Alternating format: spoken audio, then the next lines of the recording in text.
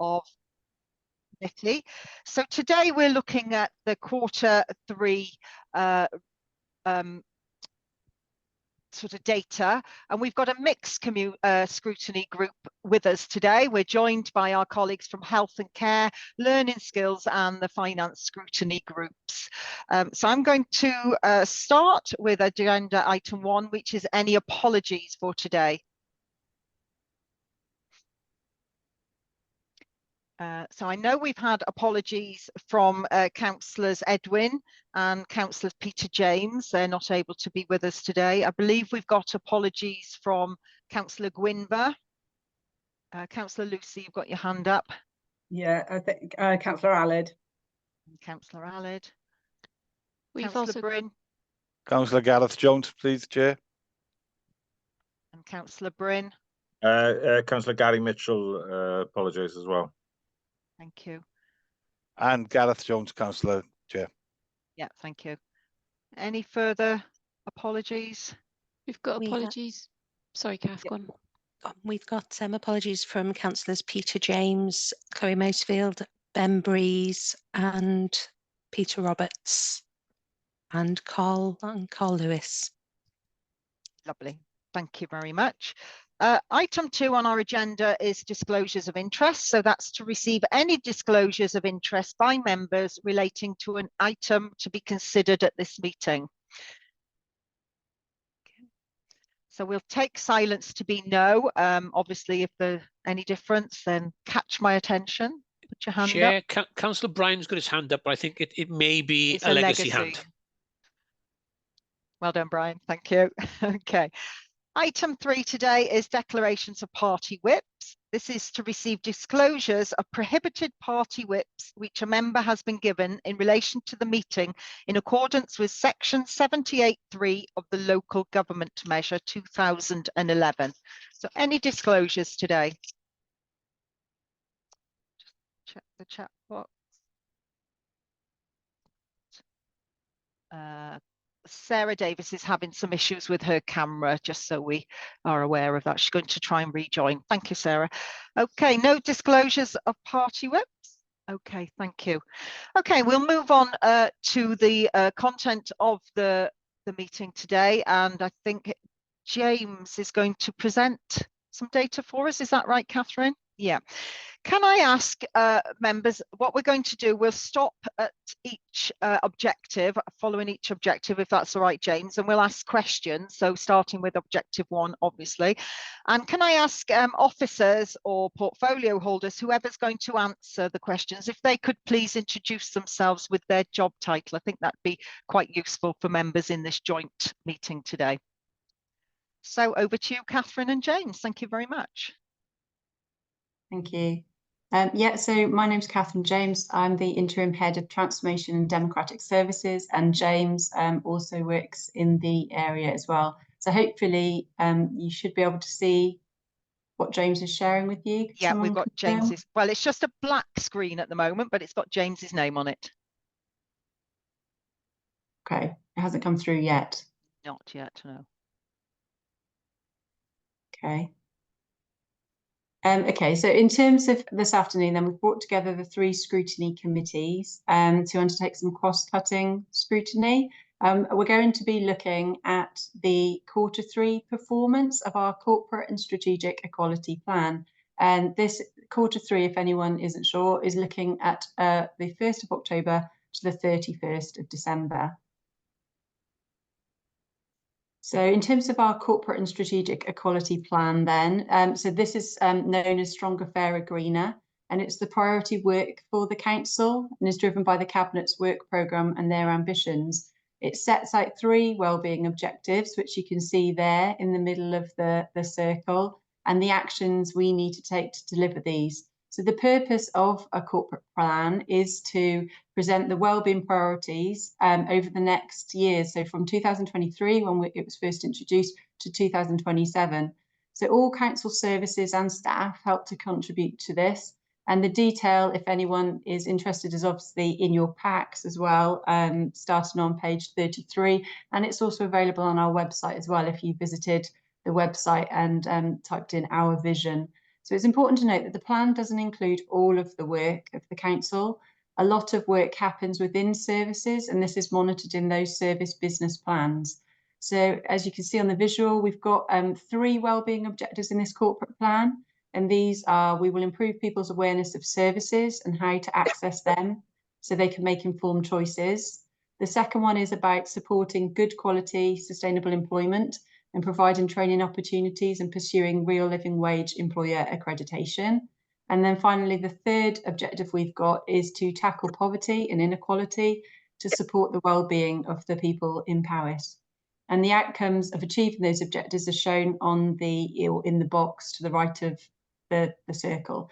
So equalities in climate and nature run through everything we do as an organisation, and they're a really important part of this plan. So in terms of the features, so this plan then, as we just mentioned, has got 3 wellbeing objectives, and each of those wellbeing objectives is tracked. We monitor and track our progress against it. So we've got 3 scorecards, which we're all going to be looking at in a little bit more detail soon. So it's important to note that the scorecards follow a results-based accountability approach, often called RBA. So this is an outcomes-based approach. It's looking at how much did we do, so quantity, how well did we do it, the quality of the service, and what difference are we making? So who's better, like how are people better off? So all services are providing updates against each of these objectives on a quarterly basis. And each scorecard shows the measures that are monitoring the progress and the trend information for these. We can see in a little moment, but it shows Q1, Q2 and Q3 for this current financial year. It's important to note the scorecards don't contain any benchmarking information or comparisons with other councils. They don't contain historic information from previous years, and it doesn't include any sort of detailed financial information. Obviously, this is published separately on a quarterly basis. So in terms of the Sustainable Development Principle, which I'm sure some of you have already heard about, it's part of our Future Generations Act, and we need to consider not just the people here, but future generations as well. So when looking through the Q3 information before you, we need to ensure that we are applying this principle and challenging whether we are balancing short-term need with the long-term needs, considering how our work is impacting on other organisations' plans and other sort of people around, involving and ensuring we're involving a diverse range of people and taking their views into account. Whether, look at it in terms of, are we collaborating with other, not just other organisations, but other services within the organisation? Are we working in a joined up fashion there? And are we preventing problems to ensure that we are improving outcomes for those that live here? So these are some of the key sort of areas you can use to scrutinise this Q3 update towards the corporate plan. Thanks. And finally, then, just to give you a little bit more insight, the Sustainable Development Principle obviously is looking at like long-term involvement, prevention, collaboration, integration, all of these things. So these are some of the things that you could be focusing on when you're looking at the information before you in a moment. So is there anything that could benefit from having a more of a detailed focus and a deep dive, in your own scrutiny committees when you meet again?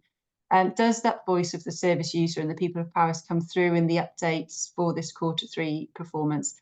Is there enough focus on the longer term? Does the narrative enable you to understand where we are collaborating with others? Or are there some things you think that would benefit from more collaboration? We mentioned earlier about climate inequalities as well, being a cross-cutting thing throughout. Is it coming through in the narrative? So these are just some ideas that you can use to help, with scrutiny now in a moment. And finally, just to give you an update on engagement. So every quarter, we look at what engagement has taken place. So the engagement activities that we've got contribute to ensure that we are a well-run council where people's voices are heard. So we've got an engagement hub. It's called Have Your Say. It's on the website. So if you Googled Have Your Say Powys, that would take you straight to the page. We share this whenever we're, doing engagement on social media or promoting anything. And so this just really gives you some stats on what we did during Q3. So 6,064 people across Powys visited the page. And of those, just under 2,000 of them took part in engagement activities. So when they take part in those activities, they are offered to sort of populate sort of a feedback form. And so of those that populated, 7% felt they did have an opportunity to have their say, and 13% said they would speak positively about the council. Another really important thing around engagement is the Powys People's Panel. So this is something that when you have a My Powys account, which is something that everyone in Powys can have, I think we've got 60,000 people registered at the moment, but a My Powys account, it enables people to access different services and request things through that. So when they are signing up to that My Powys account, they can opt in to be on the Powys People's Panel. And this is something that's there to enable them to take and participate in any engagement activities and be sort of told about those. So during the quarter, we had 346 people, additional people, join our Powys People's Panel. So we've got a total now of just over 5,500 people on that. And as an organisation, we know we need to do more to improve the engagement responses that we are getting in. So we would really encourage people to participate in the activities that we have got happening and explore these. So we're trying to trial different approaches, and if anyone's got any ideas on things that could work, please let us know. And you can just see there then the 13 activities that had been undertaken during the quarter. So thank you. So if we could, Jim, move on to the next page, we'll now take a deeper dive into those 3 scorecards so that people can scrutinise.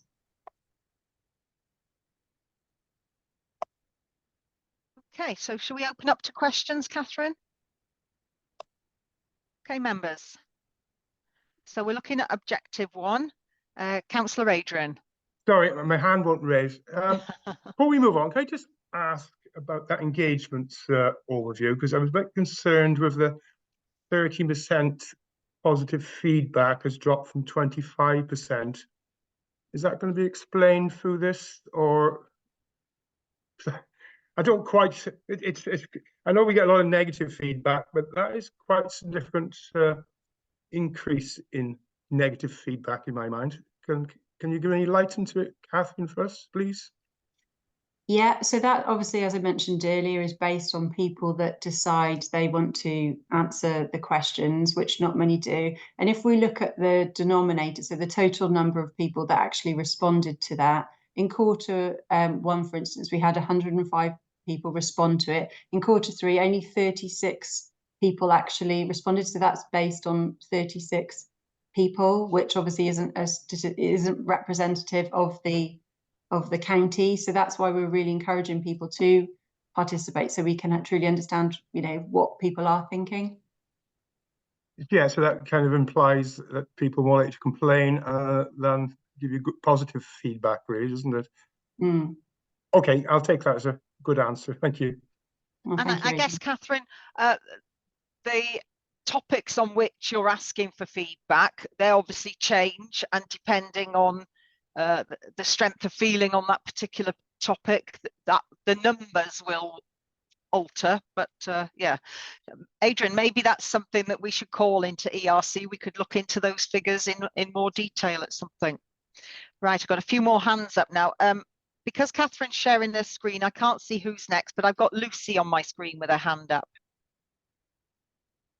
Thank you, Chair. Are you wanting to take questions related to engagement now, or are you coming back? Yes, we're any questions on objective 1, so the topics there that fall under that. If you've got your own scorecard open, you can scroll to the bottom of that, and it gives you the numbers and the quarters of the data, if that's helpful. Yeah, thank you. I've got some questions that I noted anyway. But one of them was to do with the day opportunities in Powys, because that's been quite a big consultation exercise, as I understand it. But I'm aware that some of the consultation events were very poorly attended, and probably not the most appropriate people at those events. And also, I mean, I went to one of the events as a representative of Life, and maybe it's just me, but I turned up at the wrong school because it wasn't clear where the event was being held. Hopefully nobody else did that. But I just wonder how we can actually make sure that we get more people attending these events. I understand that some of them were well supported, but it's a pity if people don't turn up and take the opportunity that's given to them. And I rather suspect that with the budget survey online, that people don't engage with it because they think it's pointless, which was rather reflected in the budget discussions that we had in full council. So Nina's put her hand up. Are you looking to answer that, Nina? Yeah, thank you, Chair. Nina Davis, I'm the Interim Director of Social Services and Housing for another day and a half at least. Thank you for the question, and in terms of the day opportunities, and apologies if you had any difficulties accessing one of the events, but I'll certainly take that back to the team. We held 33 face-to-face events across the county, and I think attendance was mixed, but on the whole, I think we were quite pleased with the engagement and the numbers that came along. And I know we've had more than 400 people respond via the survey as well. The team are putting together the results of all of that work at the moment, and we will be bringing forward to scrutiny in due course for discussion. So I'm afraid I don't have the breakdown of all the individual 33 meetings and the attendance with me here today, but perhaps we could have a discussion when we bring that to Health and Care Scrutiny Committee as well about how the engagement went and whether there's any lessons learned for moving forward, not just for our service, but across other services as well, if that would be all right, Councillor. Thank you, Nina. Lovely, thank you both. Councillor E. Jones.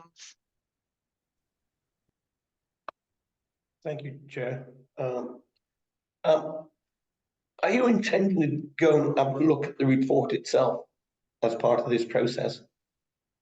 Yes, Councillor. All right, do you want to take questions as to objective 1 now then? Yeah, that would make sense. Okay. Right, can I start by saying I think there's an awful lot of data on the scorecard, but I don't think we're making best use of it. Because what I want to see is, I don't want to see the Q3 figures. I want to see the Q3 figures and how they build on from Q1 and Q2. So for Q3, I'd like to see Q3 figure with the cumulative to the year to date set against the target for Q3 and the target for the full year. Because otherwise, if you take, I think it's the 5th measure, it's shown red in Q3, but it's actually green in the other 2 quarters. So, we're not getting a long-term view around the measures.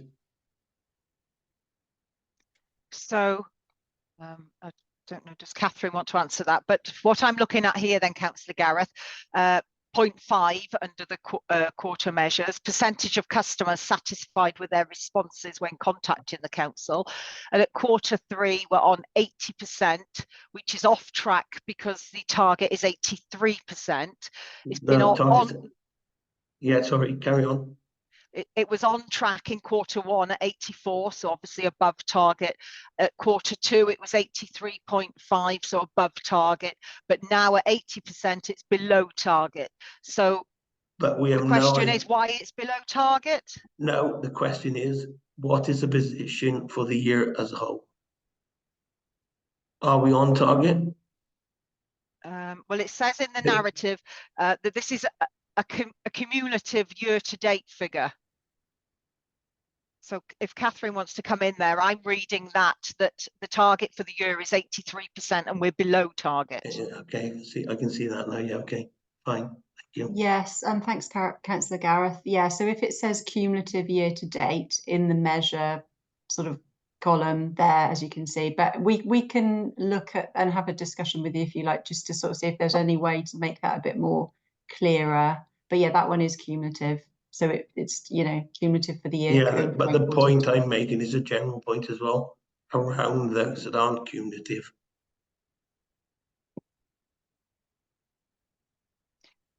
For example, you take measure 6.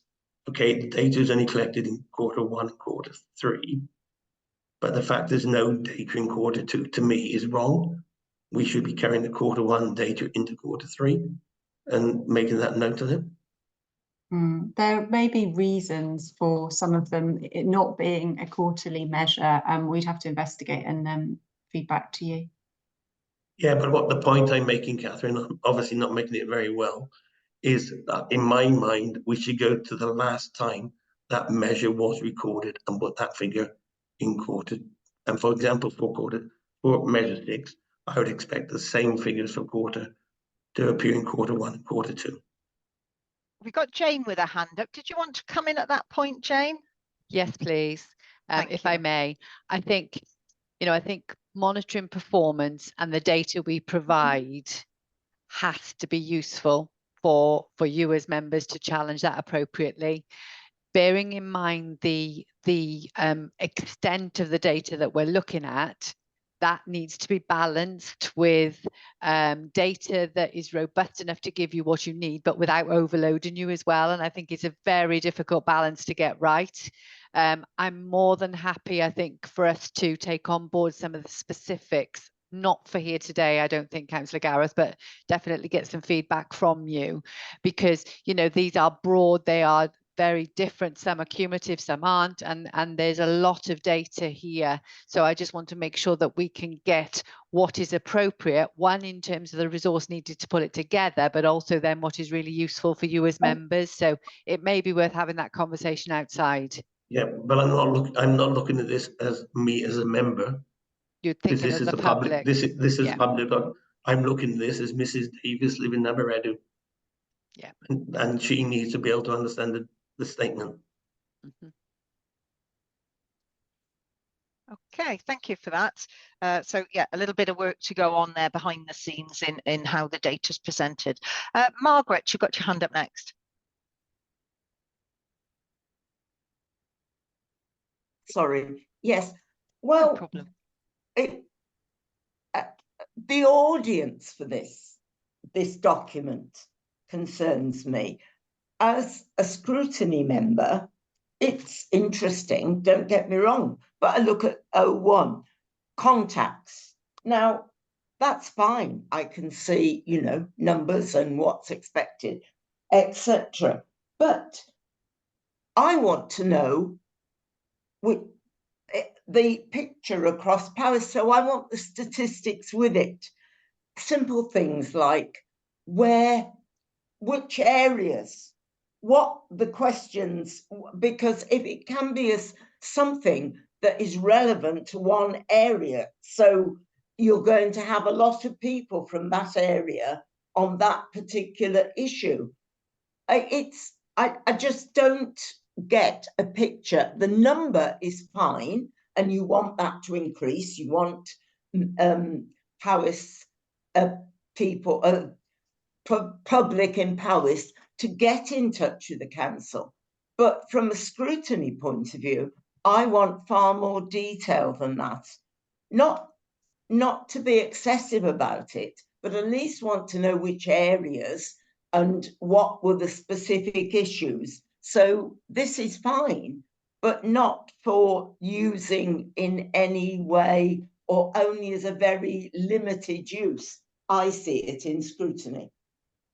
Margaret, you're absolutely spot on the first thing written on my list of notes here, because objective 1 is we will improve people's awareness of the services, how to access them so that they can make informed choices about council services. And I've written here exactly what you just said.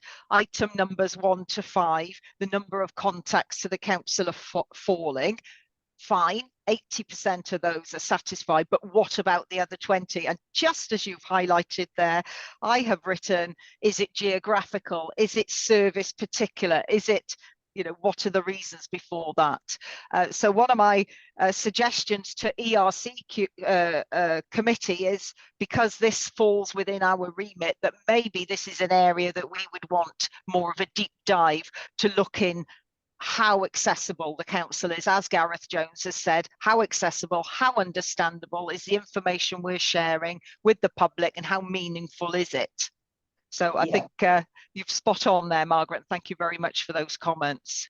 I have something else, but let somebody else go because. Well, do you want to go while you're in? Well, it's something that relates a bit more to learning and skills. Okay. ALN and inclusion team, they have done a TOVI bulletin specifically for parents has been developed and issued. Initially, parent carers have advised a virtual drop-in one is better, and they're looking at that. Communication with parents, carers, and young people and the LA continues to improve and develop is the final bit. Now, I don't know from what I saw that statement should be there. I don't know how it's continuing to improve and develop, but and I assumed at the end of it when I'd read it that it was with virtual drop-in centres, but there was nothing about numbers or anything to go with that either to show that that was actually the case. I'm assuming that will come back, but this is what I don't understand, and a lot of us won't, I'm sure, because it's a new system and we've got to get used to it and we've got to use it properly. But I'm wondering if we're going to have, say, a report from Cabinet are going to have some report on that at some stage, which will end up in scrutiny. I don't know, but so that we are looking at it in a way that it needs looking at, because ALN is in schools at this moment is a major, major concern.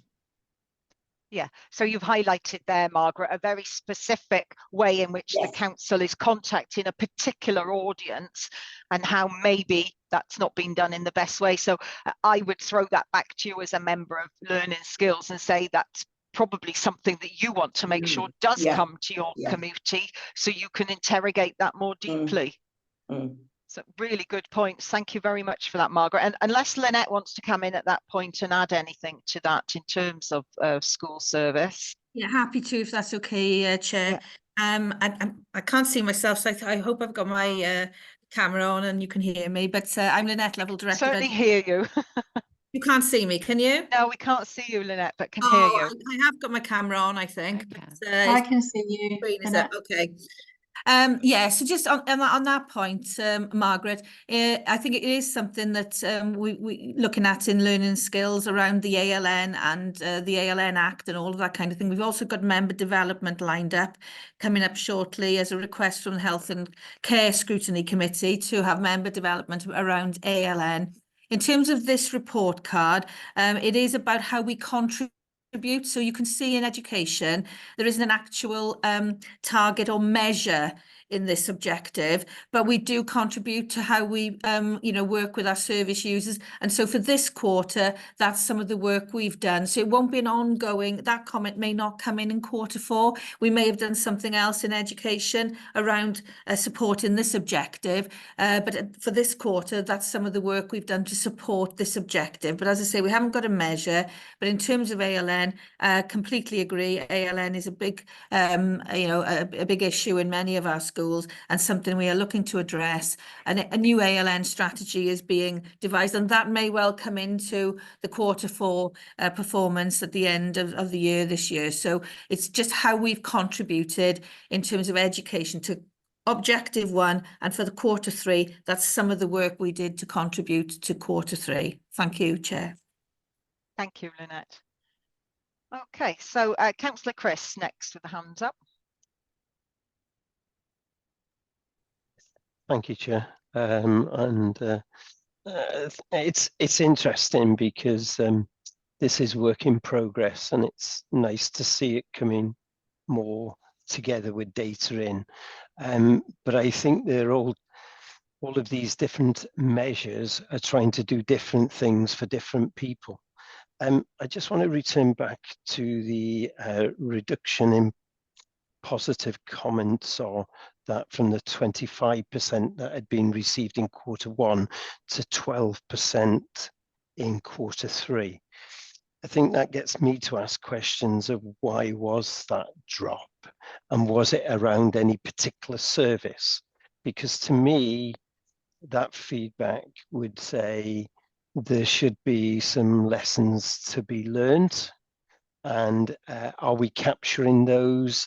And then what are they getting fed back into the service areas where that is coming through? And are we picking those up?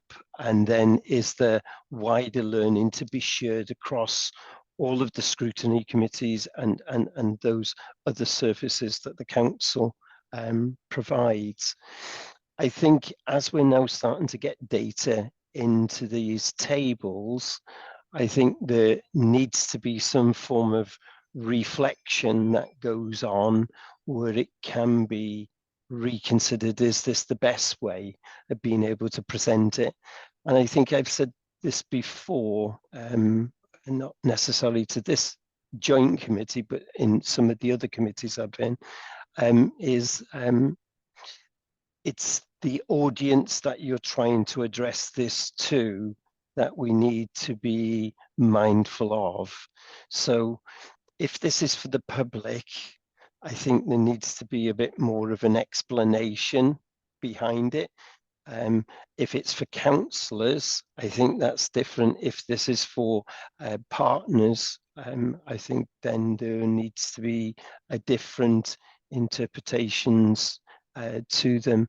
To me, I think it's work in progress, and I'm pleased that it's starting to show some green on there, which is encouraging. But I think it's still got a bit of work to go through, personally.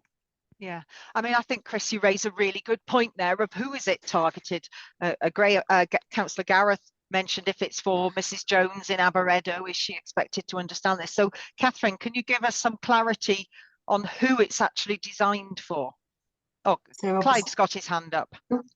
Catherine can answer that question, Chair, and I'll come back and deal with something which was raised by Councillor Chris, if you mind. Okay. Yeah, so on the one of the corporate plan and who it's for, it's obviously a document and it's got multiple uses. So it is a public facing document, but it's obviously also something that, you know, as an organisation, we've got to audit way out. So it's for it's a bit of a tricky one. It's for a variety of audiences with a variety of different needs, and trying to sort of, yeah, give enough detail and make it easy. It's really tricky trying to balance that. And yeah, so that's the short and succinct answer. Yeah, it's supposed to be for everybody, so that makes it difficult. And I can see now for us here in Scrutiny, having those three targets, having the cumulative data is useful. Clearly there are a lot of bits of information missing, either because there's no target or no data put in it, but as Chris says, more data will get filled as time goes on.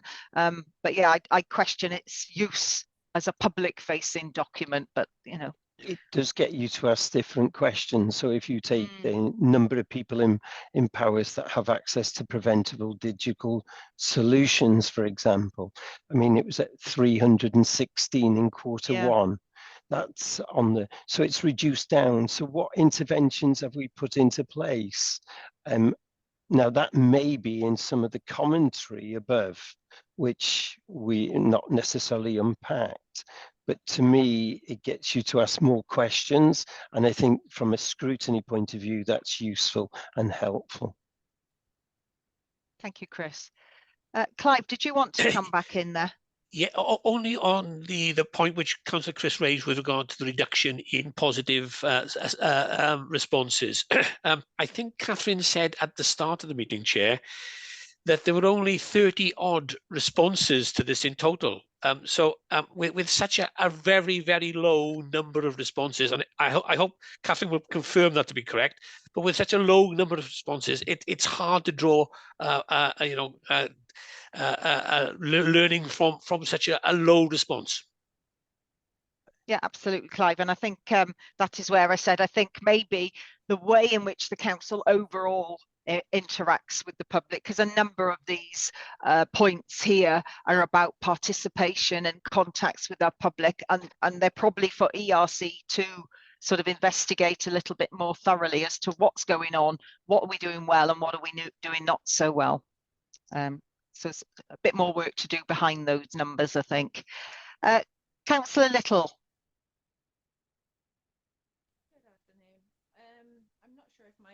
is working or not, but I hope you can hear me. I am interested, very similar to what you just touched on there, Councillor Angela. What practical approaches are we taking to communicate to the people that there are these opportunities of engagement actually available? And looking to future generations as well, considering the developments we're seeing in digital communications, in the way people respond and behave and communicate to one another, passing information along, using things such as algorithms, social media, and AI. What have we considered for our future approaches in trying to communicate to the people that there are these opportunities for engagement and making them more aware? Because as we're seeing, people's way of receiving and communicating with one another is developing along those global advancements that we're seeing across technology. And I am concerned that we may fall behind if we don't keep that in consideration when we're looking at the future generation side of this element as well. Yeah, that's a very good point. I don't know, Catherine, would you be able to answer that? I don't know that Diane from Digital is here today. Yeah, in terms of, can you hear me? Yes. Oh, the sound went a bit funny for me then. Yeah, in terms of engagement, obviously we know we need to trial different things. So internally, we've got a sort of a group together with engagement and talking about that as a collective to understand what's happening across the whole organisation. So we've got that view. We're working with other colleagues in health, Pavo, etc. So we're doing it in a joined up approach to ensure we haven't got engagement fatigue. We're looking beyond just surveys. So obviously we've still got our Have Your Say page with surveys and other ways of communicating on. But currently at the moment, we've got some engagement with different representatives about sustainable Paris. And there's a whole load of different events that are going on with that. So we're trying to collect back feedback, you know, in terms of how do people want to be engaged, because there's different ways of different with different groups and things. And we've got seldom heard groups and you know, we've got a challenge. We've got a quarter of Wales. So whilst we can do face-to-face, and I know Nina touched on what they've done with daycare, and we're out at the moment with Sustainable Paris engagement. But yeah, there's a challenge that it's so huge. So face-to-face is great, isn't it? But sometimes it's not just having it based in one location, but potentially in town centres and speaking with people that way, or utilising the town and community council. So these are things that we're currently looking at and are in development. And we're, yeah, but so if anyone has any ideas, please let us know. Okay, you happy with that, Councillor Little? Yep, hand's gone down. Councillor Jane, did you want to, sorry, Jane Thomas, did you want to come in there? I will just add something to it. I think, you know, the questions that Councillor Little have just asked about how we do things in the future is fundamental to that sustainable Paris piece. And that's in terms of engagement with all of our residents, our customers, our partners, our businesses. You know, we will keep an eye on those future developments at every point and make sure that we are doing things by the most appropriate means as that develops. It's very fast in terms of its development, and we need to try and keep up with that pace as well. And so we're really conscious of that and take that on board. Thank you, Jane. Councillor Lucy, you're next on my list. Thank you, Chair. I'm afraid my camera's probably still not working. That's all right. It's a question to do with the calls to assist. So we're given the total number of people who contact social services through Assist in the front door. And then we've got some information about the number of people who receive information and advice when they contact social services. What worries me is the number of people who contact Assist but don't receive any information or advice. What's happening to those inquiries or communications? And would it be more useful to actually have that as a percentage of those people who contact Assist to actually get something useful out of that contact? Thank you. I can see Catherine's writing something down there. So I think those are really good points you're raising there. I'm just looking down the screen. There's a number of measures there, aren't there, that link together with that as you say, the context to social services, and then the one above, which is the preventative digital solutions, because actually we're not sure what they are. There's no clarity on that, and the points that you've raised. And I think those are probably points that adults and children's social care should be looking into. And I can see Nina's got her hand up, so I'm sure you've got some information. Yeah, thank you, Chair, and thank you, Councillor Lucy, for your questions. This is a really key area and a priority area of work for social services moving forward. And you know, the first, like the number 3, and then the number of contacts is just us capturing the number of calls that are coming in to assist. So it's just that kind of raw data, etc. And then what we want to see and what we want to be seeing moving forward is that an ever increasing number of those contacts are receiving information and advice, and so and are not, because the other, obviously there's lots of different places and things that different pathways that people follow once they've contacted assist. Some are heading into being supported, for example, some are heading to assessments, and what we want to see is wherever possible people are, they're just needing the information and advice, and that is helping them solve any issues or concerns they may have. The health and care scrutiny every month gets more detailed information. We send performance data to the scrutiny committee every month, and within there is more detail about what is happening to the kind of breakdown of the contacts as they come in through assist, etc. But I mean, more than happy to kind of look at this in more detail. And I think we will be with scrutiny anyway, because looking at assist is going to be one of our priorities moving forward. So we'll probably be having more conversations with scrutiny committee moving forward. I hope that answers your question, and to a certain respect, Councillor Lucy, but I can certainly take it back with the service to look at whether we in future years perhaps look at the information we're providing through this scorecard as well, to maybe add that more value to you as well. Yeah, thank you, Nina. I think it is just from the public's point of view, you know, if somebody picks up this scorecard and looks at it, well, it doesn't really tell you very much about what's happening to those contacts and whether they're being dealt with usefully. No, thank you. Thank you for that comment. I'll take that back. Thank you. Okay, thank you both. Well, we've got Councillor Gareth Jones next, and he is Vice Chair of Adults and Children's Social Care. So over to you, Gareth. Yeah, but my comment's not about that, Angela. But you could take that forward, can't you? Yeah, well, I will take that forward. My comment is more around, and if we look at measure 1 as an example, which is shown from quarter 1 to quarter 3, there's a drop off of a third. Is that because people are contacting the authority and not getting the answers they want? Or is it because there's a drop in quarter 3 because of the quarter 3 includes Christmas and the New Year? Or is it a combination of both? And you know, what was the equivalent figures in the previous year? And I know this may be the first year we're collecting the data, but it's having that, you know, to me, data is only good when you got the data to compare it against. Yeah, and yeah, as I've said previously, Gareth, I totally agree with what you're saying there. You know, we've got the highlight figures here and we need to dig down to find a little bit more detail. I'm interested to know those contacts. Are they by phone? Are they by email? Are they by the council's website? There's those report pages, isn't there? Are they by people calling in the council? And as you quite rightly say, you know, there will be fluctuations over the years. I could imagine, for example, I know we've got Matt with us today. If it's a highways matter, there's probably more calls in the winter to gritting, potholes, etc. But I'm making assumptions, though. There's a job for us, isn't there, to investigate that further.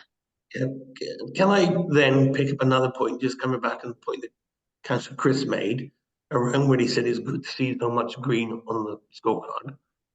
I actually see some of those greens have been negative. And if we take number 4 as an example, leisure services, you know, showing a significant increase over target. But is that because the target was just wrong to start with?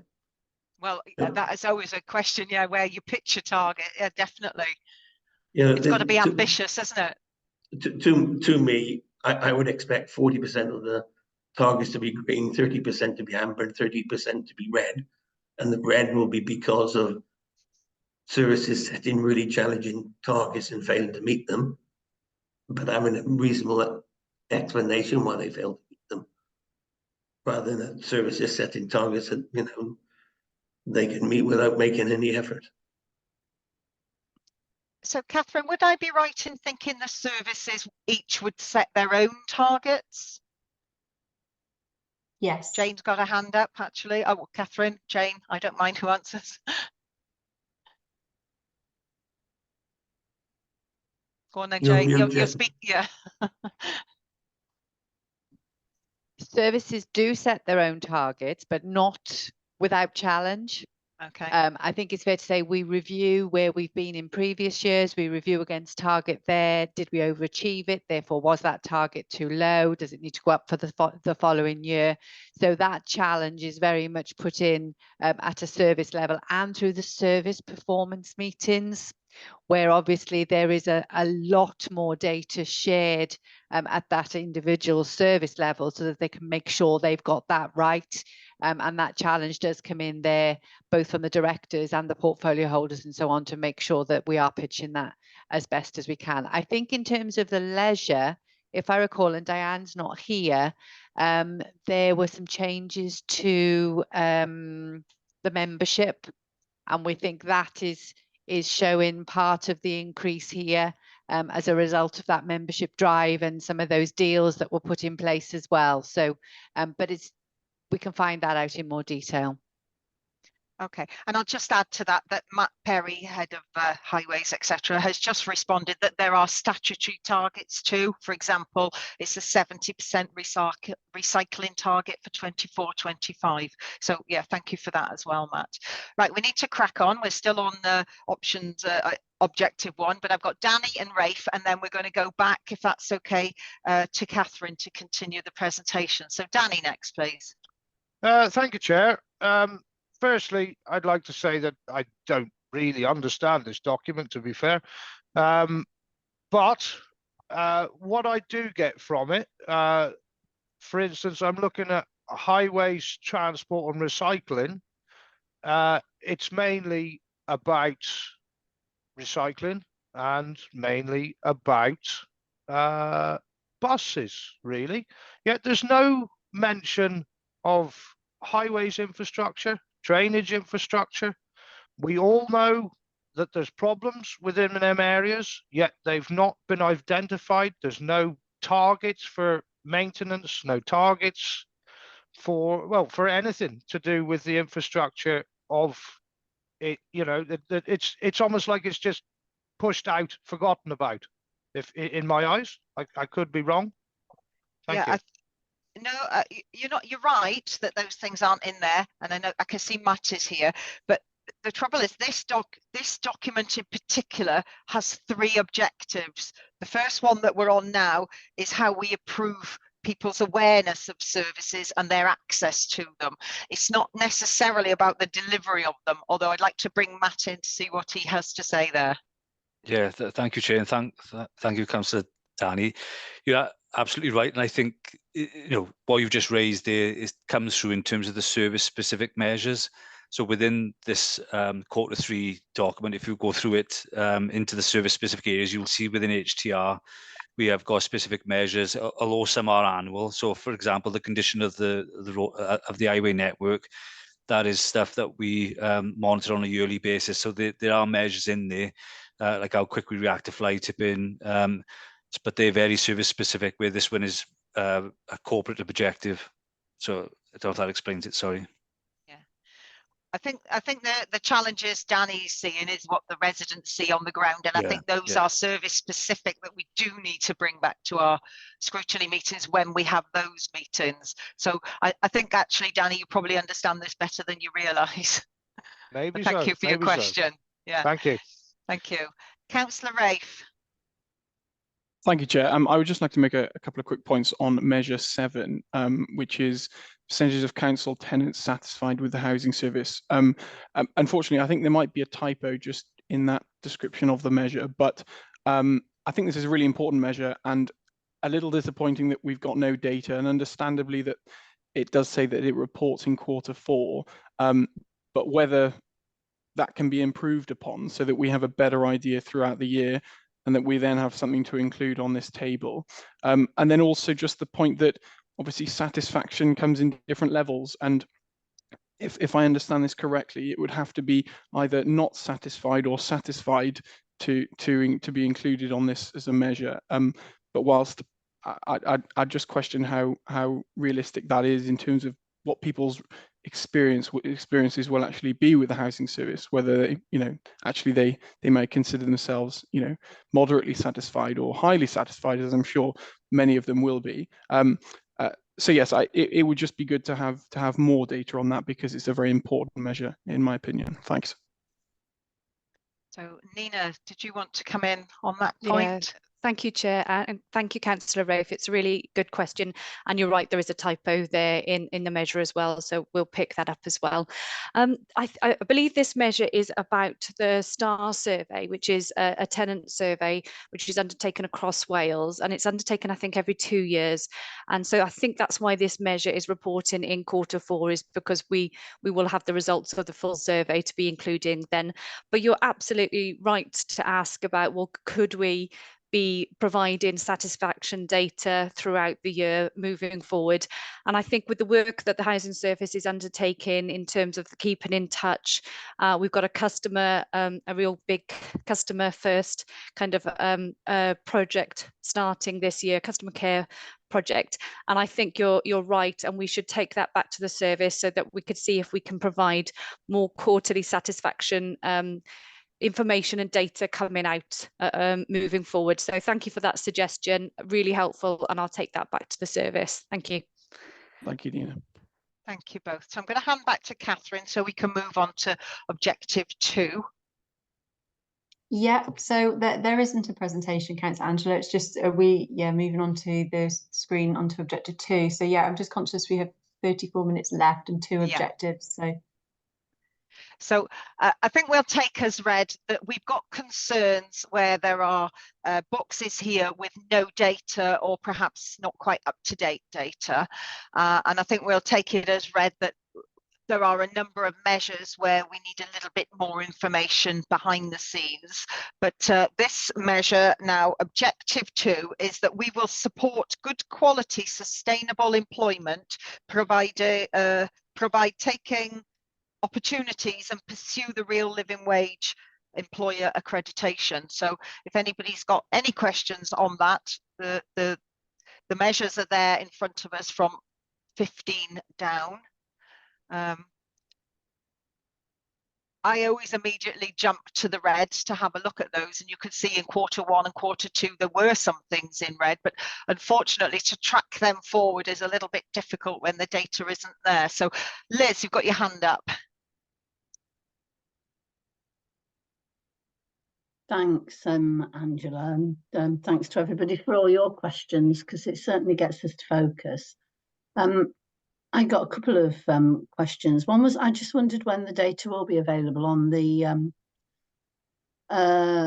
real living wage in relation to contractors, because I saw that is grey, and I kind of think it's really important. And then another question I had was about the average day sickness, because as I was reading it, and a lower number is supposed to be good, it looked like in Q2 it was red and it was 1.9, but in Q3 it was green and it was 2.17. And I assumed that the target wouldn't have changed mid-year, mid-quarter. And there was something else I wanted to ask as well. Oh, it's just about general satisfaction. And I may have got confused between the objectives, but I did see that satisfaction had dropped and that it was down to an increase in fly tipping, or people not being satisfied with fly tipping. And I didn't know whether, again, reading the narrative, because obviously the narrative and the numbers together are quite helpful. I didn't know whether that relates to one of our recycling units being out of action for a few months. Okay. Not sure who's going to answer my questions. No, they've gone quiet, Liz. Who's here? So I don't know, Matt, with the recycling question, would that be something you could? Yeah, I can't see it in front of me. So, Councillor Liz, what was that specifically? Well, it's saying that fly tipping satisfaction had dropped to 51%. and that was sort of impacting on overall satisfaction in terms of services. I mean, I'm guessing Catherine is in the loop on this. In the loop. Sorry, I missed the. Well, I'm guessing that if somebody's written into the report that fly tipping there's been a drop in the satisfaction with fly tipping to 51%, and that has skewed, you know, the target generally. Never mind. No, so I'll come back. I'll find it and come back to it. Yeah, it says about fly tipping. Sorry, I had a mental block there. It says about fly tipping in objective 1 underneath customer services, and I think it describes how customer satisfaction had dropped, and it was because of that reason. Yeah. Sorry, I thought I'd probably gone into the wrong objective. So. No worries. It's anyway, a valid you know, question, I think it's a reasonable Liz. question to ask, and so I'd like an answer if possible. But so that would be for the fly tipping right throughout the county. So it wouldn't be specific to the point that you raised, Councillor Liz, in terms of Brecon, but that would be right through the county in terms of fly tipping in general. That'd be county roads, estates. So when that survey was undertaken, so it's something that I'll have to pick up with the team, because you know, it's something that we need to try and address. Yeah, I mean, I didn't think that Brecon could have impacted on it, you know, entirely, but I thought it might have been a contributing factor. But also, I didn't know whether there's a seasonal sort of impact with it, you know, because obviously people seem to tip, don't they, more around the sort of Christmas season. But anyway, then coming back to my questions on our average day sickness. Yeah, so you raised some good questions there, Liz. And under staffing, when we look at the data, I was looking at the councils at point 18, 19, 20 and 22. And my question was wondering, is there any connection there? So they talk about the vacancies, the staff turnover rate, sickness absent and staff feeling valued. And I'm interested to explore what the connection between all of those are and how one impacts on the other. I can see Jane has got her hand up. So shall we call you in, Jane, to see if you could just respond to Liz's question? I'm going to try my best. I've got the get out clause till Friday when I become the director of some of these service areas, but I'll know a bit more detail. I think just in terms of the very first one that you questioned about the real living wage, I think it's how we're able to collect that data. So we're just thinking about how we build those requirements into contracts and so on, so that we can better collect that. So that's why it's not available at the moment. But of course, there is an aim to get that. So that's what we're looking to do. In terms of the sickness, there are different targets based on different times of the year. Oh, right. So, you know, I think we all know, don't we? You get more flus and colds tend to in the winter months and so on. And I think the middle target is more aligned to the summer period when you usually get less periods of sickness. So I think the targets are slightly different, reflecting what you would see as the norm, and hence the reporting against that then. That explains it, Jane. Thank you. Thank you, Liz. I can see Gareth Jones has got his hand up, but if you don't mind, Gareth, I'm going to give Councillor Josie a chance because she hasn't spoken yet, but I will come back to you. So Councillor Josie. Thank you, Councillor Angelo. It was your point linking point 17, 23 and 24 together where there's no data. I also was concerned whether there was some link there, but as I was reading through my notes, Jane has covered it and I didn't lower my hand, but thank you very much for including me. I thought my point was answered there. Thank you. Thanks. That's good. Okay, Councillor Gareth, back to you. Yeah, can I go back to the sickness and perhaps a quick question to Jane? Does these figures include schools? We lost Jane. I'll have to come back to you on that one. Right, okay, I'll make my point. Catherine might know. Yeah, I'm pretty confident it is just office based, but we will confirm and let you know. Because I was going to say, if it includes schools, which I think it should, because I think this should be the whole county council, you'll have the post-summer return to school increase in sickness in about November, December. I used to do sickness for education staff, and that was the impact of that. But can I just pick up? This is a question for Jane. noting the number of apprentices we've got, and I'm really pleased to see the step increase. As an authority, are we a net payer of the apprenticeship levy or net earner from it? Perhaps you don't know, and perhaps there's a question you need to come back to.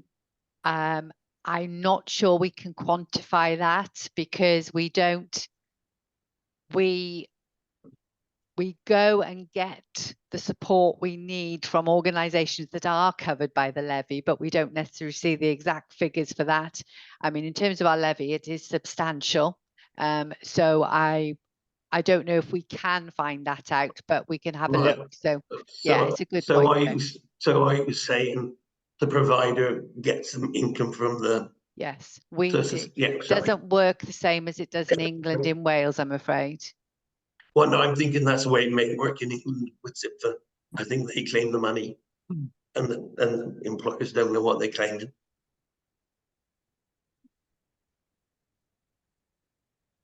Okay, right, Councillor Lucy. Sorry, couldn't get off mute.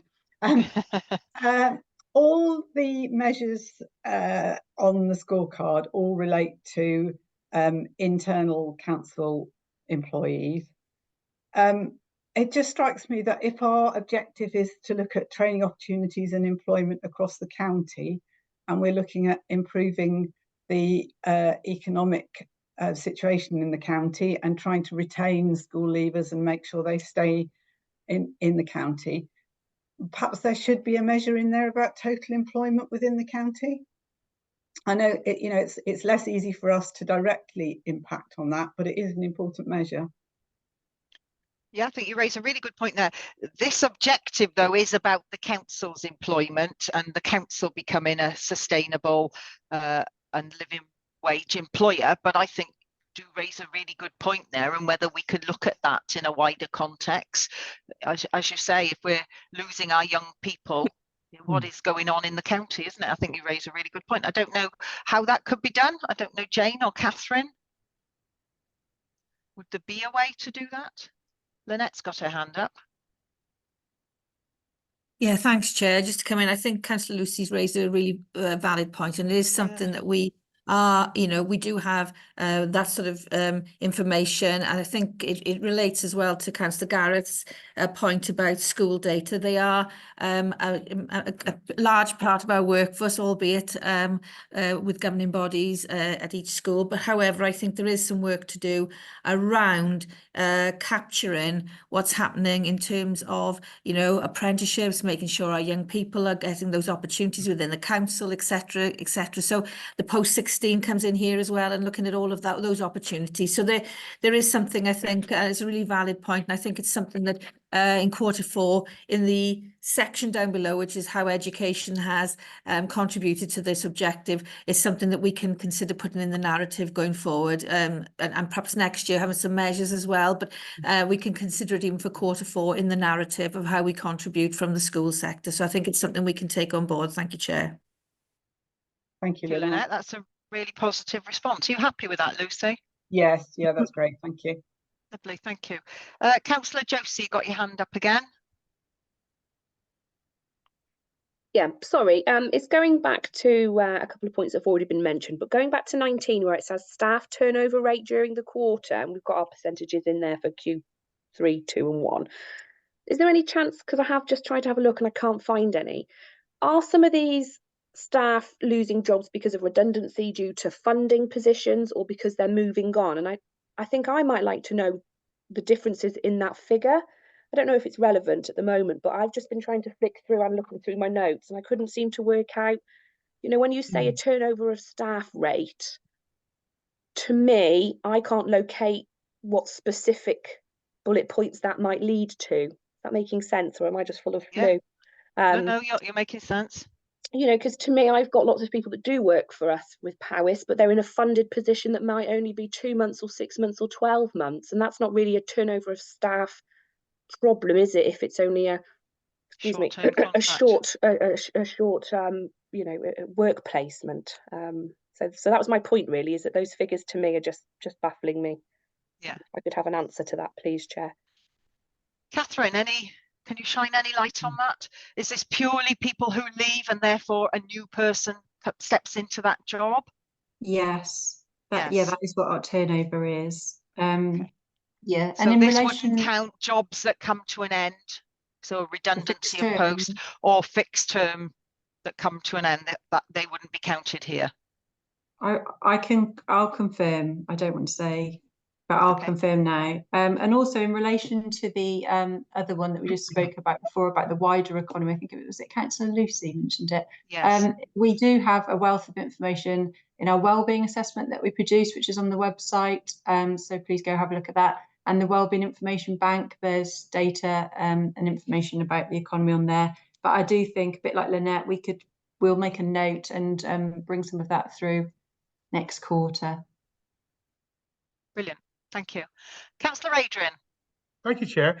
I'm not great in IT, but is there more on this scorecard? Because there's something at the bottom I'm sure I want to comment on and I can't get it. Yeah, there's one more section, Adrian, which is about tackling poverty. All right, so we're scrolling down bit by bit. Yeah, we're going to come to that in a minute. I think if you did you have questions on objective 3? Nope, that's fine. Thank you. Okay, lovely. We'll go on to Corinna then. We got Corinna, then Liz, and then I think we will move on to objective 3, if that's all right.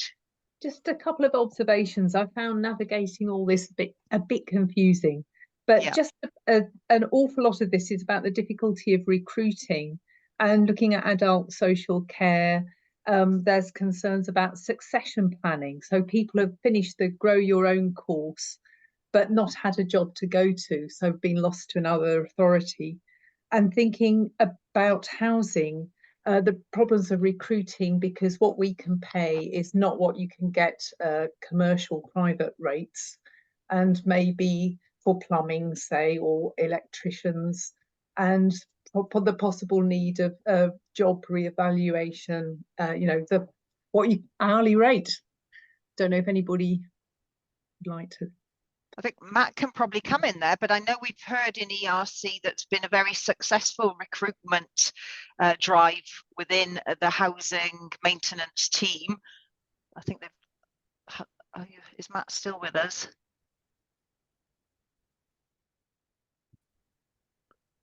He's there somewhere. Oh, sorry, hi Matt. Chair. Sorry. Yeah, sorry, I couldn't get my button off then. But housing officially comes over to me on Friday, but I can certainly pick up on some of the other statistics around the 4Ps and HTR, but we are doing a lot of going our own and bringing people through, and they are, whilst they're doing the sort of, as an example, their civil engineering degree, and they are moving up.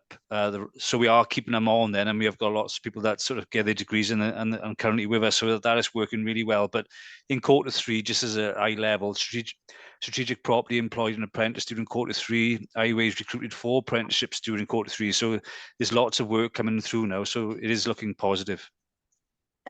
You say you go to schools now for highways recruitment. That's what it says in the narrative, I think. What specifically for highways, was it? Yeah. Yeah. So we do work with the schools specifically for apprenticeships on civil engineering. So as soon as they finish their A levels, they can come straight on, or even GCSEs to a point, because they can do HNCs. So we are finding, and certainly in the heavy goods areas as well, where we're trying to engage with the schools. Okay, Corinna. Chair, would it be all right if I came in with a couple of comments there, if that's okay? Yes, please do. Yeah, thank you. Thank you, Councillor Corinna, for your comments, and you're obviously reading the document and the information really closely, so which is great, really good questions. In terms of the housing recruitment, yeah, we have found it very difficult, especially heating engineers, to recruit to those positions, etc. Despite numerous attempts. But Housing Service did have a really successful recruitment campaign for tradespeople last year, and I think we fully staffed all of those kind of positions, really strengthened the in-house repairs and maintenance team, which is really it was really exciting actually. The team working closely with colleagues from workforce and OD, for example, which were really great, and IT and the website. You know, it was a real kind of team effort across many services, and the team were out at builders, merchants as well, and we had loads of applications for people who were previously self-employed as well. So I can see you want to come back for a second, do you? Well, it was just about say bin men. I know that bin men get £14 an hour-ish roughly, whereas the local rate on private is more like 16. And so we can't recruit. I'm being, you know, obviously I don't know the exact figures. And I've got a friend who's just trained as an HGV driver and he's not working for the council, which is a shame. Yeah, it's a really key issue for the council across many services that you're raising. It's that difference between what we perhaps pay and what perhaps people might be able to get in the private sector. So it's something that we're very aware of and work on. But there is a lot of differences in terms of paying and terms and conditions as well. You know, you've got the pension scheme here as well, and it's making sure one of the things that we did when we did the housing campaign was made sure people understood the wider benefits you get for working with the council, the pension, the sick pay, all of that, because it's not just on that hourly rate that, you know, it is not necessarily the only important thing when you're considering roles and responsibilities. So you're absolutely right to flag it is an area that we need to, we're very mindful of, and we keep a careful eye of, and it is always under kind of constant, but we've got a job evaluation process here in Powys, and of course we need to work within that as well. Thank you. Can I just add in there, apologies first of all to Nina and to Matt, I got your areas of responsibility muddled up there with the changes happening.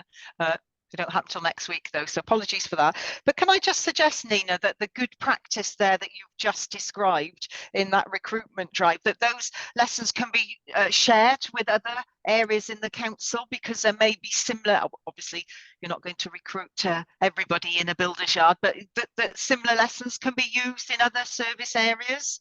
Yeah, no, thank you, Chair. And I'm pretty sure I can confirm that it was discussed at senior leadership team, what had happened, etc. So because exactly those reasons, to make sure that, you know, across different service areas, we are thinking, is there anything we could take from the learning, etc., from other areas? So you're absolutely right. Thank you, Chair.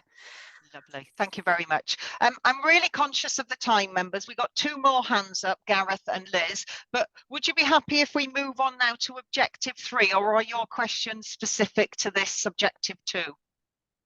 Mine's fine. Nina's answered my questions anyway, so thank you. Lovely. Thank you, Gareth. Liz, sorry. Yeah, no, it's just a really quick question for Nina. Go ahead. In the narrative, it was mentioning that sometimes, you know, in terms of succession planning, there aren't jobs for social workers who are qualifying through Grow Your Own. And I was surprised to read that, because I've been on health and social care scrutiny for the last 5 years, and we've been employing agency workers. And I just, you know, don't quite understand that. And I'm wondering, is it that there are no vacancies in adult services, but there are lots in children's services? So could you just explain that? Yeah, Councillor Liz, thank you very much. And apologies, I did mean to come back previously, and I lost my train of thought and forgot to come back on the social services stuff. So thank you for your question. I will have to double check, because I think my understanding was, and I know Nanette's on the call as well, but I thought we had got places for everybody who'd been through the Grow Our Own. So I will just take that back and double check that, unless Lynette knows differently from me. I think it's there to make sure absolutely that we do have that in place, because it's really important, you know, we're investing and supporting people, that they have those roles to move into.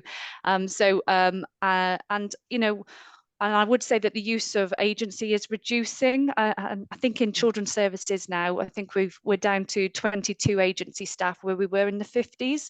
So Grow Your Own is being successful. It's working.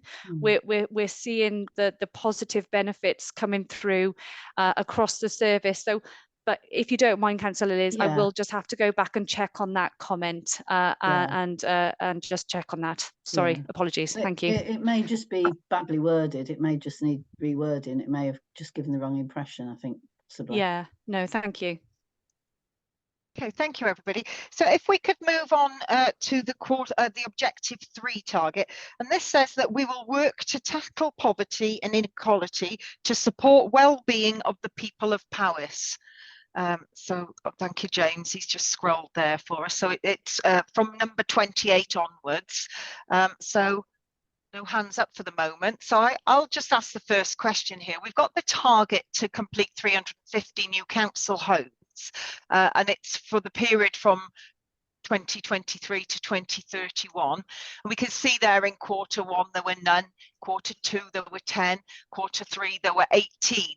But I wonder whether there should be, it says there's no monitoring target, but would it not make sense to have something, because those 8 years, it's a long period of time. If nothing's happened till year 7, then we've suddenly got a massive push to build houses. And I wonder, when we have these long-term targets, whether we shouldn't have them broken down either into an annual figure or 4 times within the 10-year period. Nina. Yeah, thank you, Chair. A really good question. I think we do have it broken down by years, and I think there are annual targets, but perhaps we're just not seeing that come through in this report. So is it okay if I take that away as an action, because I'm pretty sure we have that information. Yeah. 28 new houses may be good in this year, but I don't know. Because if we were going to divide that figure by the 8 years, it should be 44 houses a year. But obviously, yeah. So it's I'll take that away. Thank you, Chair. Thank you very much. Okay, so Councillor Gareth. Jones. Yeah, just a very quick question on the last measure and the number of rough sleepers. How confident are we that the figure 1 per quarter is accurate, and what's the chances of some figures being hidden within that? Sorry, Councillor Gareth, could you just repeat that? Which measure are you talking about? It's a measure around the number of rough sleepers, Nina. Oh, rough sleepers. 38. Which is shown as 1. Yep. How confident, and have we checked with people like food banks to see if other people, do we know everybody who we think are rough sleepers, or may there be people hidden? Well, we only know the people we know about and that we're informed about, isn't it, or who contact us. So I think it would be wrong of me to say that I could guarantee that we know about everybody who's rough sleeping, because of course we're relying on information and intelligence and people contacting us with that information, Councillor Gareth. So do we do any checks with people like the food banks, etc., just to check for their information? I don't know. I don't know, and I'm not going to. I'd have to go back and check. If that's okay, Councillor Gareth, I'll go back and check. Yeah. That's fine. Okay, thank you. Councillor Josie. Thank you, Chair. Very similar to Councillor Gareth's point, the 1 rough sleeper versus the 265 homeless numbers. Just wondering exactly where it comes to the section 73 and section 75 duty to secure accommodation. Those numbers just seem very low for me as a councillor in the Landrindod ward that I am. I get a lot of people telling me that they need larger properties, or they've been kicked out from excuse me, family homes, etc., etc. So I feel that number's really low. But when we're talking, as Gareth said, about rough sleepers, I assume we're contemplating these rough sleepers being out on the street and then our homeless being in temporary accommodation. But should that figure, as Gareth suggests, be a lot larger in regards to the people that may be sofa surfing or living in vans and caravans? I just feel that number's very, very low, and I'd like a bit more clarity as to whom we are including in that figure, please. Yeah. I know when we've had this, sorry, was that Nina coming in? Sorry, Chair. Sorry, carry on. I know that when we've had this before, scrutiny, it's kind of been described. So those that are roofless, completely without a property to sleep in, and those without a home of their own are considered homeless. So you could be sofa sleeping, you could be just staying at a mate's, you could be anywhere really. But Nina, I'm sure you would have the accurate terminology here. And actually, Chair, I think you described it really well there. So, there we are. Okay. So, yeah. And am I right in thinking the register of people are on the Homes in Powys register. These may be people who actually are in a home of their own, but they want to move to a different type, bigger, smaller, different area possibly. So there's a whole lot of different data hidden within those numbers. Yeah, in Homes in Powys, for example, the housing register, you've got I think there's more than 4,000 households awaiting or wanting a move. So you'll have a lot of those figures there, Councillor Josie, I think. So they're people who've currently got homes, but are looking to perhaps move to larger homes or smaller homes, or, you know, they have different needs or want to move to a different area. So you'll have quite a lot of people coming under the Homes in Powys register, that kind of number.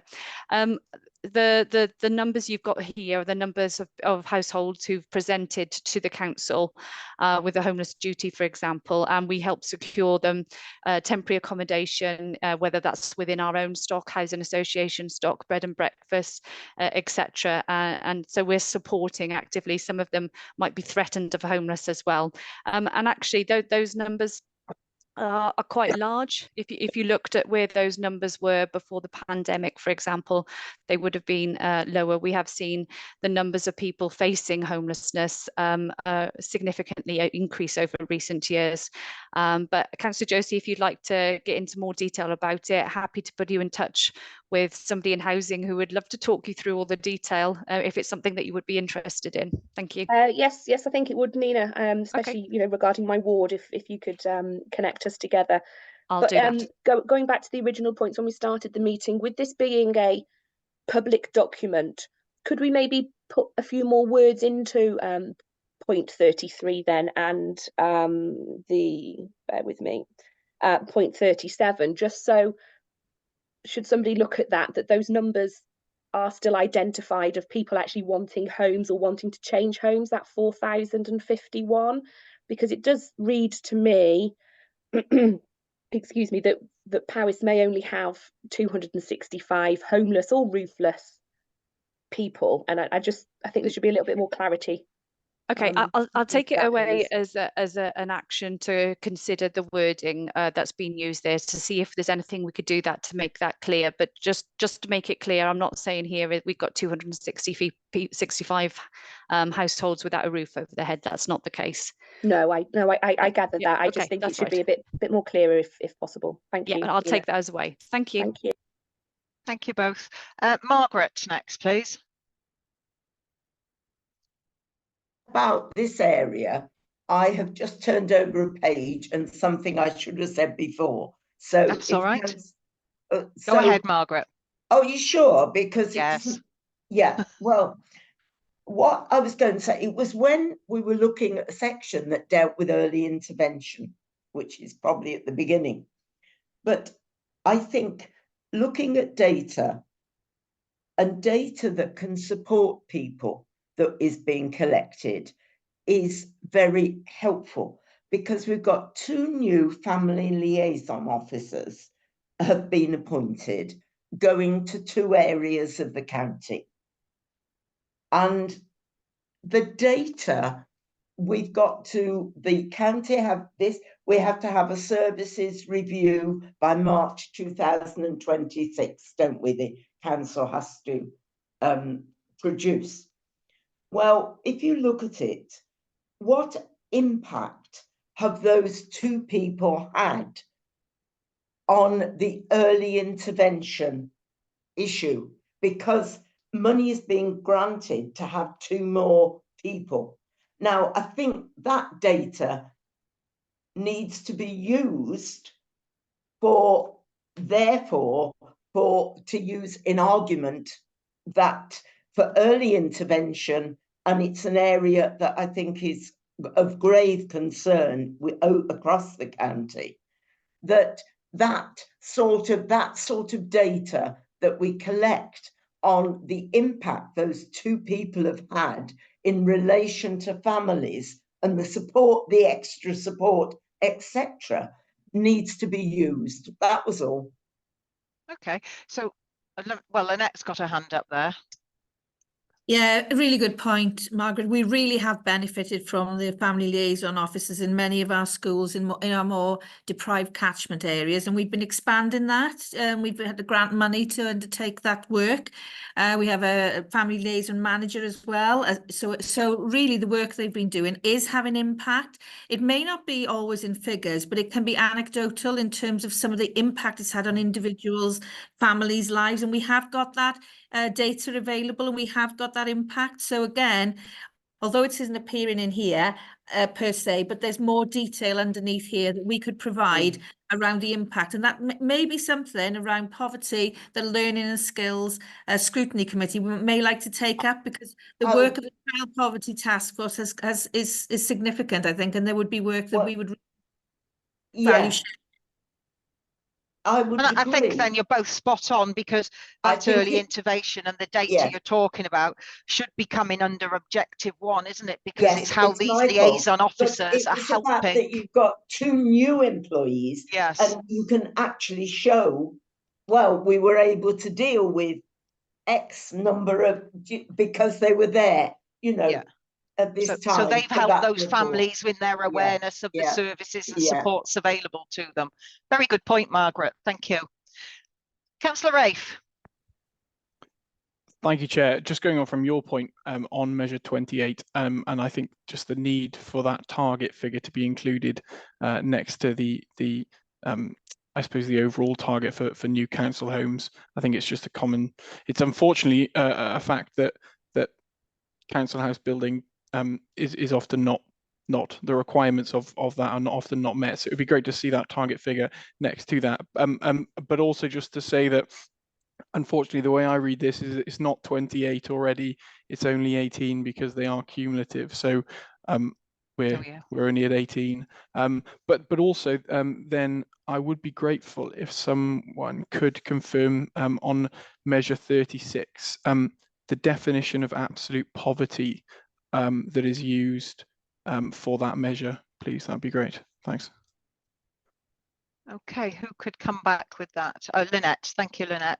Yeah, it is a national definition, so I haven't got it to hand at the moment, but I'm sure between Catherine and myself looking at that definition, there is a national definition of what absolute poverty actually means. So I haven't got the answer to hand here right now, but I know it's a national definition.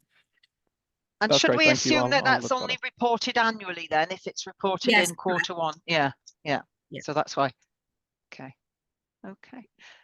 Councillor Coroner, you had your hand up. It was just to mention that in the notes, the phosphate issue is the reason why council housing isn't happening quite as fast as it could do. That's all. Thank you. Thank you, Councillor Coroner. Okay. Councillor Josie, thank you. Hand up. Just quickly, Chair, in regards to Councillor Rafe's point about the children living in absolute poverty, where do we gain that figure from, of that 4,390? Is that education or social services or both? How do we know? Where are we getting that information from, please? Lynette. I'll try and answer it, but I think Catherine may be able to come in better here, because it's in our data packs that we get. So I think that it's a national statistic. Okay. It's based on national indicators. So there'll be a number of indicators that would, including eligible for free school meals, be one indicator. Other indicators there would be as well. So we'll try and get that information of all the indicators that make up that statistic, which is an annual statistic, which is a national statistic. Thank you. Okay, thanks, Lynette. Thank you. Thank you, Lynette. Councillor Little. I just wanted to come in with the reference about the definition of absolute poverty. Now, it's not a direct quote, but from my recollection, absolute poverty refers to when a household or an individual doesn't have the minimum amount of income necessary required to meet the minimum living requirements needed over an extended period of time. So it's about the minimal amount of income needed in order to meet the minimum living requirements. Thank you, Councillor Little. And actually, Councillor Lucy has written very, very similar in the chat. So thank you, Councillor Lucy, for that as well. So I've got no more hands up. coming towards the end of our session now. We're slightly over time, so bear with me, folks. I can understand if you're eager to go.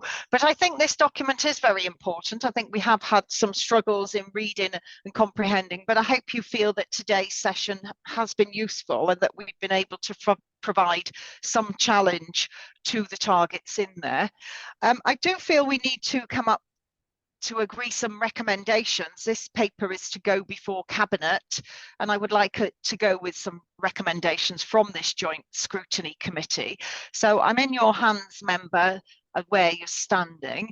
The sense I get from the meeting and from my own personal feelings is that for us to be able to scrutinise what's to some of us quite a complicated format, that we need the data in enough time, and we had an issue, didn't we, with the link, so that'll be resolved in the future. But I think we need to have the data in a timely manner. I think that would be something we need to say, and that perhaps we need a little bit more explanation around what the data is telling us to be able to question it better. I do feel that perhaps a little pressure needs to be put on some to ensure their data is up to date. There are several lines there that haven't been filled in or updated, and that detracts from the document. But over to you, members. Have you got anything else you would like to add? Councillor Rafe. Thank you, Chair. I'm not really sure if this is going to be a recommendation or not, but I just feel aesthetically, I feel there could be more done to just improve the way it looks. If this is going to be a public document, it's unfortunately the case that the amount of grey in there, whilst the green is really good and overall the document does give paint a very good picture, the majority of the cells are grey, and for a document that is going to take quite a lot of interpretation to understand exactly what it's saying, it just doesn't look great, the amount of cells that don't have any data or no targets, and just whether there can be some consideration given to an alternative way of presenting the data. Thank you for that, Rafe. Anybody else? Other comments? No. Shall we take it that you're happy with how the session's gone? Okay then, so if there's no more comments and questions, does everybody feel they've had the chance to ask any questions on any of the objectives there, the 3 points? Yeah. I've got no more hands up, so I will bring the meeting to a formal close. Thank you all very much. I'll ask the members who are here if they could just stay online for 5 more minutes after, just to have a quick roundup. And I want to thank all the officers for their work. I know there's a tremendous lot of work gone into this, and to those who are able to join us today to answer our questions, thank you all very much. So I will bring the meeting to a formal close now. Thank you. Thank you, Chair. Thank you, members. Good afternoon. Yes.